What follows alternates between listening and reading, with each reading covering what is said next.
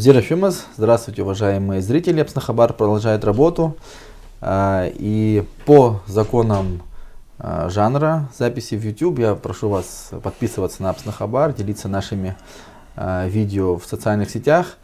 Сегодня мы будем говорить тоже о законах государства и о законах Апсвара, наверное, так, потому что есть темы, которые происходят периодически в нашем обществе, но мы чаще всего замалчиваем, не обсуждаем открыто, не раскрываем их, да, и это происходит больше там, кулуарно, на площадях, во дворах, да, но вот такого широкого обсуждения эти темы, к сожалению, мы обходим стороной. И вот сегодня я хочу вместе с гостями студии, Ахра Бжаня и Ливан Мика, я думаю, всем известны, всем знакомы нашим гостям, обсудить недавний инцидент в центре Сухума. Мы знаем об избиении Тенгиза Агарба, экс-депутата парламента. В принципе, мы, конечно, знаем и повод, да, что послужило этому конфликту. И за этим какие последовали шаги нашего государства, да, государственных органов, или наоборот не последовали. Вот в этом контексте, как в принципе реагировать на такие события, как вообще упреждать вот такие инциденты. Я думаю, что вот в этом формате мы сегодня попробуем поговорить. И здесь, мне кажется, очень важно присутствие Ахра твое, потому что в том смысле, что все-таки речь идет о президенте Бжане, да, и вот, наверное, тебе сложнее было бы, чем всем остальным, вот я имею в виду, что вот из общественных деятелей выступать об этом, говорить о таком инциденте. Я бы хотел бы вот с тебя начать, потому что здесь очень такая сложная тема, но одна очень важна для нашего общества, я думаю. Спасибо за приглашение. Наверное, мне трудно отнести к разряду ортодоксальных абхазов какие-то вещи из нашего традиционного этикета Апсвара, может, я просто не знаю, а какие-то просто откровенно не принимаю. Но мне кажется, я понимаю вот эту вот связь Апсвара, родовых связей и государства. Вот, например, в подавляющем большинстве стран есть какие-то духовные, национальные, экономические, этнические скрепы, которые держат общество. Как правило, это семья и государство. В Абхазии это более развитая структура. Это семья, это твоя фамилия, наверное, еще и соседи, как Кахабла, и государство.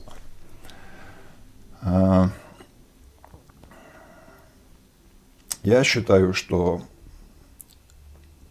в этом смысле каждый род должен усиливать общую вот эту солидарность и общую консолидацию всего народа.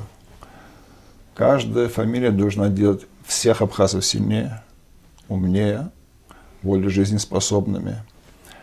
Но чтобы это сделать, все роды, все фамилии должны соблюдать какие-то правила. Вот это вот негласная Апсвара.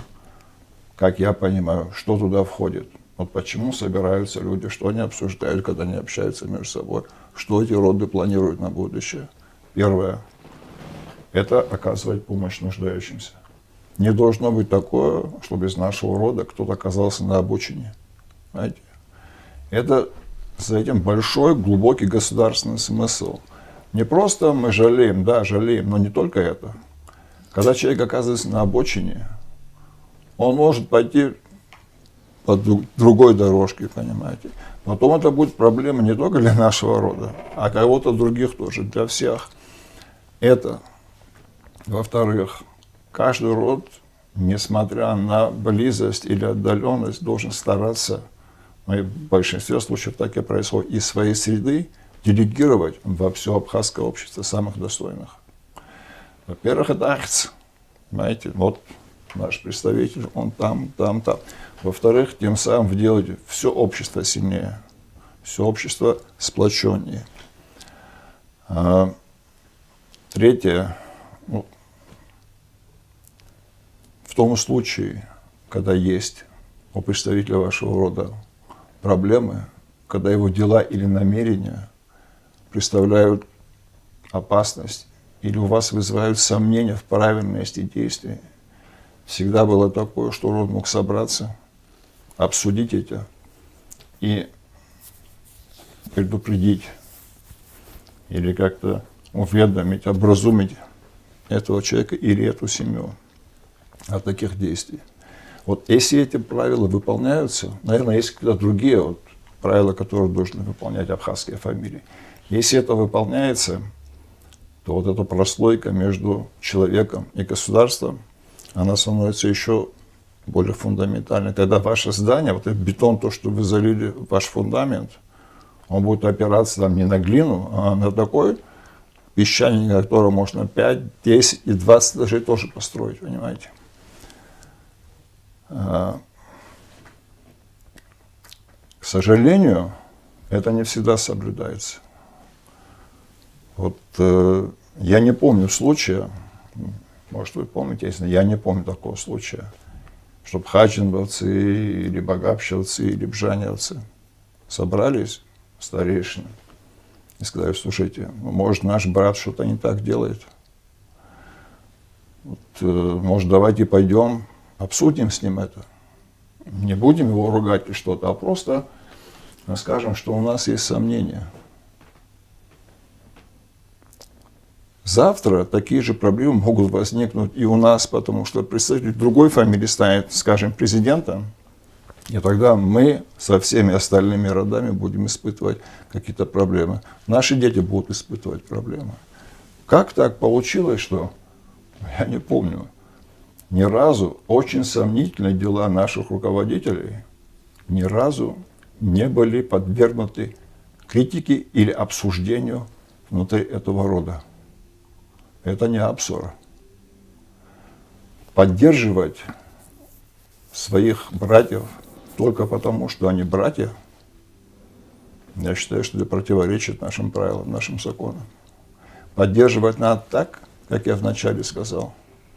В беде, в радости, выдвигать достойных, стоять рядом, когда пришла беда, война для всех нас.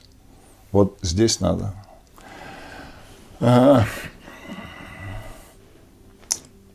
Такой вот, мне кажется, мы вот чуть-чуть как бы не в ту сторону. Наше вот это вот понимание нашего родства, родственного института немножко не в ту сторону сползает.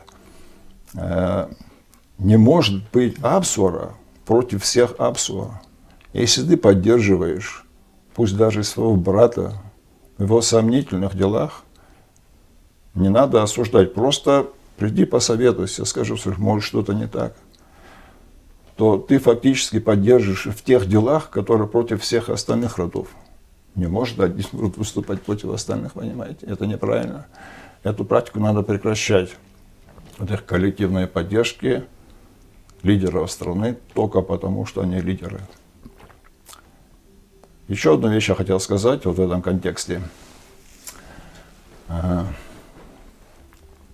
Я считаю, что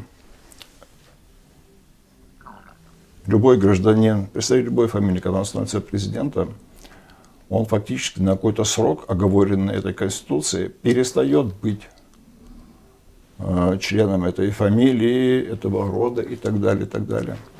Он становится равноудаленным и равноблизким для всех граждан своей страны. Он одинаково отвечает перед всеми абхазами. Он одинаково защищает всех абхазов. Он одинаково продвигает самых достойных из всех абхазов. И он одинаково прозрачен в своих делах для всех абхазов. Я, например, в своих каких-то ежедневных делах, или по работе, или просто в жизни, но я стараюсь поддерживать близких. Ну, насколько я могу это сделать, понимаете? Там, дочерей своих братьев, или сыновей, или кого-то. Потому что это правильно. Мы с вами вначале говорили, что мы должны поддерживать своих, ну, наверное, самых достойных. Будучи президентом, человек не может, не имеет такого права. Он должен поддерживать одинаково всех. И он должен быть одинаковым для всех. Более того, он должен быть, как это, если возможно, дальше от своих братьев на этот срок, чем от всех остальных абхазов. Это вот, мне кажется, это тоже такое, в этом обзоре такое тоже есть, потому что пока ты лидер страны, ты должен показать, что ты готов ограничить себя самым близким и пожертвовать самым близким ради всех остальных. В этом очень такой абхазский и гуманистический смысл вообще президентства, смысл лидерства. Лидер – это тот, который ближе другим, чем своим. Еще один такой момент, если вот заканчивать эту тему.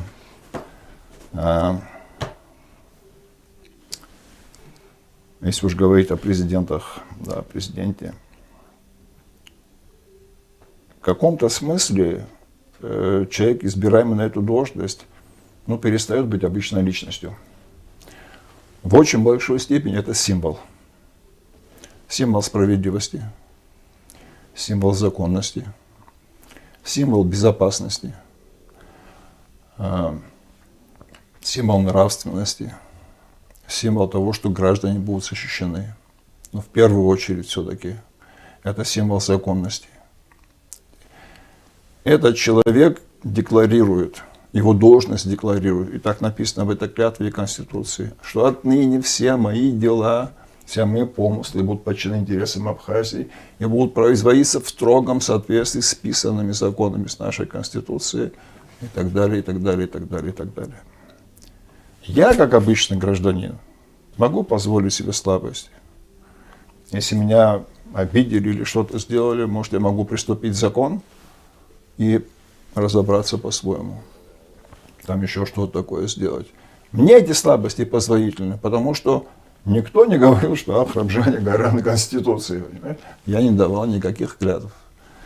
Но человек, наделенный этими полномочиями, этой привилегией, может осуществлять любую свою деятельность, подчеркиваю, любую, непосредственно с ним связано или опосредованно с ним связано только на основании законов.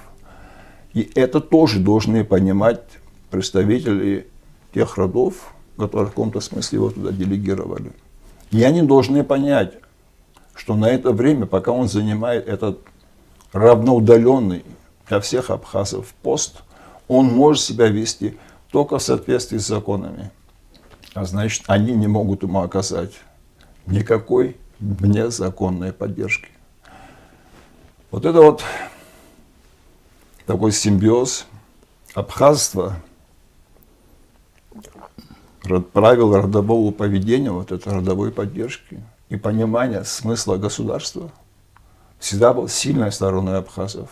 Они могли всегда поддерживать внутри братские связи, они были всегда очень крепкие. Но абхазы всегда прекрасно понимали, что такое государство, понимали сакральный и символический смысл государства, законов и управления. Именно по этой причине мы сохранились в течение всех этих тысячелетий, понимаете? Что нам 100, 200 или там 300 тысяч, сколько нас было? Миллионные народы, миллионные этносы исчезли, потому что они этого не понимали. А мы это понимаем, и мы это не должны утратить. И мы ни в коем случае не должны скатываться от вот этого понимания государственного поведения, государственного мышления, государственного менталитета, его связи с братским, этническим, фамильным менталитетом, такая гармоническая связь, в исключительно вот эти родоплеменные отношения. Мы не должны скатываться в Средневековье, да и в Средневековье такого не было никогда. Понимаете? Абхазы всегда прекрасно понимали суть государства, его символическую и сакральную роль. Если мы это потеряем, мы потеряем все, и государство тоже. Поэтому неважно, к какому роду ты относишься,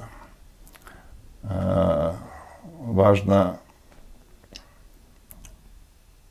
насколько ты чувствуешь правоту и насколько ты чувствуешь вот эту вот опасность для государства. Есть вещи, которые потом назад невозможно отыграть. Есть вещи, которые должны быть на каком-то образцовом уровне. Чиновники, высшие чиновники, тем более символы государства, тем более президент, ограничены во многом. Они не могут позволить себе много, что может позволить обычный гражданин. Если это будет не так, то он скажет: слушай, если ему это позволено, я тоже буду делать. Пускай ко мне милиция не приходит, пускай ко мне прокуратура, пускай ко мне налоговые органы не приходят. Это можно, значит, и мне все можно. Это образец. Образец законности, образец нравственности, образец, не знаю, если хотите, будущего государства. Таким я должен видеть президента.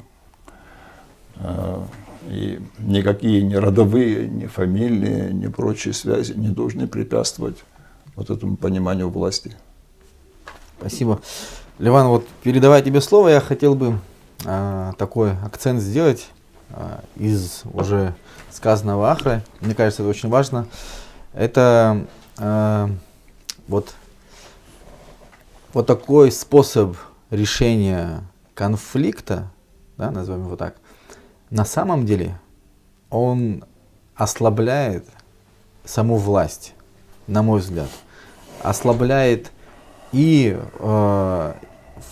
действующую власть, и в целом отношение к власти как к инструменту вот, решения вопросов вот, в целом в обществе. Я вот с этим контекстом хотел бы тебе... Да, я полностью с тобой согласен, потому что на самом деле эта ситуация, она очень, так сказать, ярко продемонстрировала в нашей противоречии, которые существуют в нашем обществе. Да? Это так называемое деление по закону или по-абхазски. На самом деле это такое, мне кажется, придуманное, что ли, деление, потому что в абхазских законах я не знаю никаких таких статей, которые бы противоречили бы Апсора. Вот, если кто-то знает, ну давайте их уберем из нашего законодательства. Поэтому те действия, которые были в отношении Тенгиза Агрба, я бы назвал бы как бандитскими, просто откровенно бандитскими действиями по отношению к этому человеку. Все мы знаем Тенгиза, его посты, его, значит, жизненную позицию. Да, он патриотичный молодой человек, но горячий, иногда делает какие-то скоропалительные выводы и так далее. Но это свойственно молодости и так далее, да. И я так себе представляю, что если даже Тенгиз допустил какие-то некорректные выражения и так далее, почему, да, и в традиционной культуре, и по закону, сперва не было разбирательства, да, по которому Тенгиз с противоположной стороны, да, был бы вызван на разговор, и они бы разобрали бы эту ситуацию. И, как обычно бывает, да, условно говоря, вполне возможно, что Тенгиз бы забрал бы свои слова или там доказал обратно и так далее. Но это, мне кажется, нормальная ситуация, когда и по абхазским традициям, когда выясняется, никогда не приветствовалось в абхазских традициях, не говоря ни слова, бить оружием по голове. Это вообще, в традиционном праве такое вообще не присутствует факт. И тем более людям, облеченным властью, да, то есть там охраны и президента. Поэтому, мне кажется, здесь в представлении каких-то людей, что это вот такая вот такое выяснение отношений, добавить силы, да, власти, что они демонстрируют свое, я думаю, это демонстрация слабости. Значит, ты не можешь свою правоту, да, доказать словами, убедить противоположную сторону в своей неправоте и так далее. Если ты прибегаешь к таким крайним методам. Поэтому я, честно говоря, очень глубоко возмущен, потому что на этом у нас много молодых ребят, на которых, честно говоря, мы надеемся. У нас на самом деле непростая ситуация внешнеполитическая. Нам надо объединять людей для того, чтобы, так сказать, патриотичных молодых ребят, для того, чтобы мы могли опять уже, как наше поколение в свое время, отстаивать, уже, может, даже придется с оружием в руках свою независимость. Поэтому вот так, я не знаю, относиться ко всем, которые могут в горячке что-то сказать, да, или, условно говоря, по молодости что-то сказать, вот так вот безжалостно, бесчеловечно относиться, я думаю, это, вообще в данной ситуации это очень вредно для общественного сознания, для общественной, так сказать, пользы, да, общества, где нам недавно, да, на съезде Амцахара был призыв, да, от администрации президента там и так далее, где говорили, как никогда нам нужно единство. Да? А что такое единство? Это найти слова друг другу, найти компромисс друг другу, уметь это сделать. И это единство должна демонстрировать власть. Она должна уметь прощать, да? Она должна уметь говорить с людьми. Поэтому мне кажется, что, я думаю, диалог, о котором мы с самого начала, уже 2 года, да? Да, 2 года говорим о том, что нам нужен диалог, а не демонстрация там силы и говорить, что у нас найдется на 1 патрон больше. Говорить такие вещи, не знать абхазцев, просто не знать национальный характер абхазский. Нас не запугаешь, мы не робкого десятка народ. Нас невозможно запугать. Мы сейчас, когда Россия борется, да, со всем миром, да, и мы говорим, вот Россия, да, это большая страна. А в 92-м, 93-м мы боролись против всего мира. И не сломались. И не сломались, мы оказались тверже камня, оказались духом сильны, и наш дух был непоколебим. Поэтому мне кажется, что вот то направление, которое сейчас выбрала власть, и не потому, что мы на самом деле, вот мне даже вот такие ситуации неприятны. То есть кто-то там пишет, что кто-то пользуется. Да не хочу я об этом даже думать, потому что как сейчас нам не до этого, да, но такие вопиющие факты мы должны обсуждать, мы должны говорить, мы должны расставлять все по полочкам. Поэтому мне кажется, что у нас в нашей традиционной культуре и в нашем законодательстве не должно быть противоречия. Да? То есть, если тот же президент или его родственники посчитали оскорбленным президента, обращайтесь в суд. Это же наш суд. Это же абхазский суд. Абхазский суд решит по-абхазски. Зачем это решать по-бандитски? Есть суд, так? Он абхазский суд. Надо обращаться, идти туда. И так выяснять, кто вправо, кто виноват. Вот один момент хотел. Если можно Да, добавить, вот, согласен с Ливаном. хочу еще такую как бы формулу, что ли. Защитить честь и достоинства президента может только закон, потому что он и есть закон.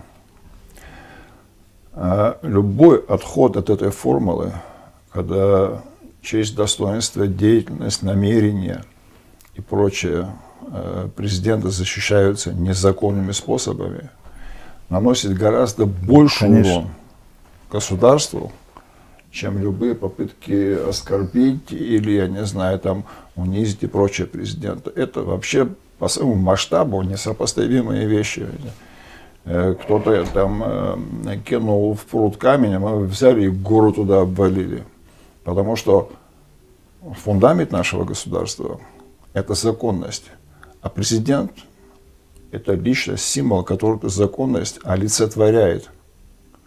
И когда он отходит от этой законности, либо от его имени отходит от этой законности, вы отходите от принципов этого государства. Никакая клевета или там поклеп на кого бы то ни было, и даже на президента просто близко не может стоять по степени урона для государства, чем вот это вот. Ну, например, кстати, вот эту новость сильно растиражировали, конечно, информационные агентства по всему вот, да, по интернету, я смотрел, и там заголовки такие, да, в общих чертах. Родственники президента избили экс-депутата парламента. И там с отсылкой на определенные публикации в интернете. Что еще более, мне кажется, усугубляет и направляет внимание на тот факт, который мы не хотим обсуждать, да, из этических норм. И вот второе, что я хотел сказать, этот инцидент произошел. Ситуация у нас сейчас, она как бы имеется. Вот, Ахра, ты сказала по поводу того, что президент и есть закон, и нужно действовать по закону. Ливан, ты говоришь о том, что вот есть публикации, в том числе вчера вышло заявление, что воспользовавшись там моментом и так далее. Но факт имеется самого инцидента. Теперь необходимо выйти из этой ситуации. Вот я-то, конечно, понимаю, да, какой может быть путь выхода. Единственный, когда не знаешь, как поступать, поступай по закону, да? Да. Единственный вариант выйти из этой ситуации правильно, это поступить по закону. Теперь, если у власти не найдется внутренних ресурсов, понимания или каких-то других, не знаю, качеств, да, выйти из этого положения незаконно, к чему мы приходим? Это как бы первый вопрос. А если находит, к чему мы приходим? Вот, как бы вот в таком формате. Ливан, я здесь хотел бы одну вещь, такую вот продолжение той мысли, которую ты говоришь, сказать, что на самом деле все должны действовать таким образом, потому что никто во власти не родился. Туда приходят и уходят. Да? То есть это кратковременный какой-то, значит, период, когда ты не... Поэтому, мне кажется, здесь вот эта вот отчаянная такая борьба за удержание власти, отчаянная просто, вот, мне кажется, она, ну, настолько, мне кажется, это все выглядит очень примитивно и, как сказать, даже вот некрасиво, да, со стороны. Ну, не надо так убиваться за эту власть, ну, не надо держаться за нее так. Значит, ведите себя таким образом, что завтра представить, что вы завтра будете вне власти. И что вы могли бы честно ходить по, значит, улицам своего города и так далее. Вот у меня такое ощущение, что так вот люди себя ведут, как будто вот закончится власть, и они отсюда уедут, больше никогда сюда не приедут.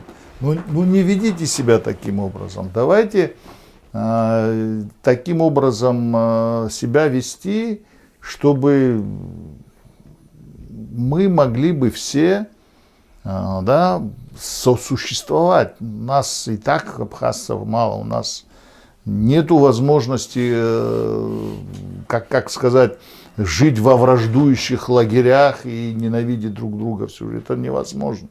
Мы должны сосуществовать. Находите формы, да, находите формы такие, которые позволят нам, остальным, которые не вовлечены в конфликт и так далее, жить спокойно. Вот что самое главное. И самое важное то, что все кандидаты, идя во власть, президенты говорят, что они обеспечат этот мир, спокойствие и так далее, и так далее. А сами же становятся инициатором этого раздора, этого противостояния, этих конфликтных ситуаций. Поэтому, мне кажется, здесь во главу должно встать, если власть ответственно подойдет к этому вопросу, это спокойствие всех граждан Абхазии. В их интересах надо действовать. Не в своих личных, не искать возможность, так сказать, там какие-то возможности для себя личные и так далее. В интересах общего, в интересах всех. Вот мой ответ. Я думаю, если ты в этих интересах начнешь действовать, то все вопросы разрешатся. Ну да, в принципе, соглашусь. Вот, несмотря на то, что мы со Славом как бы политические оппоненты, что ли, вот так вот, да, причем по очень широкому кругу позиций, мне кажется, я немножко понимаю, ну, достаточно хорошо знаю, ну, чувствую вот его подходы. Мне кажется, я не знаю, в каком-то смысле я даже уверен, что он поступит следующим образом, вот в плане выхода из ситуации. Что, безусловно, этому делу, совокупности вот этих вот последних дел, будет дана законная оценка и законный ход разбирательству всех этих событий. Это касается и действий охраны, и, как говорят, родственников. Это касается и действий Тенгиза Акарба. Тенгиз тоже не чужой человек, я очень его люблю, с детства его знаю, фамилию, семью. Но я считаю, что в отношении него тоже должен быть задействована какая-то юридическая процедура, потому что очень многие считают, и я, честно говоря, тоже, в принципе, разделяю такой подход, что при безусловном доминировании идеи свободы слова вот есть такая грань между тем, что ты говоришь и как ты говоришь. Я могу сказать абсолютно правильные вещи, но то, как я это скажу, может быть несовместимо с какими-то положениями закона. И это, наверное, надо будет сделать. И, безусловно, надо будет дать юридическую оценку с соответствующими процессуальными последствиями для тех людей, кто вот это бандитское нападение совершил, по-другому это квалифицировать не могу. В этом случае президент вот сохранит вот этот вот статус, символизирующий закон. И чтобы сохранить вот этот символ, чтобы иметь основание находиться на вершине пирамиды, закон надо соблюдать. Много вопросов последует один за другим. Вот буквально не один вопрос. Вопрос моральных обязательств, вопрос там, политических преследований, вопрос ограничения прав, вопрос излишних полномочий, излишних для силовых ведомств, вплоть до вопроса попыток построения полицейского государства. Вот один за одним все эти вопросы встанут, и все они вместе выльются на главу государства, чего я очень не хочу. И если такое будет домино происходить, я не знаю, никто, ни тамышские, ни абхазские, ни акибжаневцы, и ни шакаловцы, ни икабевцы уже никому ничего не помогут, понимаете? Надо соответствовать статусу, рангу. Если произошло какое-то событие, надо немедленно реагировать это, возвращать процесс в русло законности. А если нет, вы перестаете быть гарантом законности со всеми вытекающими последствиями. Спасибо большое за эфир. Когда я готовился к нашей сегодняшней передаче, я как раз проговаривал в своей голове такие мысли, что президент Абхазии, он и Мика, он и Бжания, он и Лагула, он и Маршан, и других всех фамилий, всех граждан Республики Абхазия. И Мне кажется, у нас, в принципе, наверное, и не могло быть другого разрешения, да, конфликта, любого, чем как по закону. Теперь, когда по нашему опыту Абхазии, мы можем это уже судить за последние десятилетия, если президенты отходили от законов, и их личная охрана, и так далее, их приближенные, то это заканчивалось сменой власти так, как мы все не хотим. И, может быть, на самом деле уже пора эту тенденцию сломать, переходить на законные русла, и сменяемость власти тоже тогда будет законной. Это, мне кажется, тоже взаимосвязанные вещи. Спасибо, что высказались на такую сложную тему. Подписывайтесь на Апсны Хабар, делитесь нашими видео в социальных сетях и живите по закону.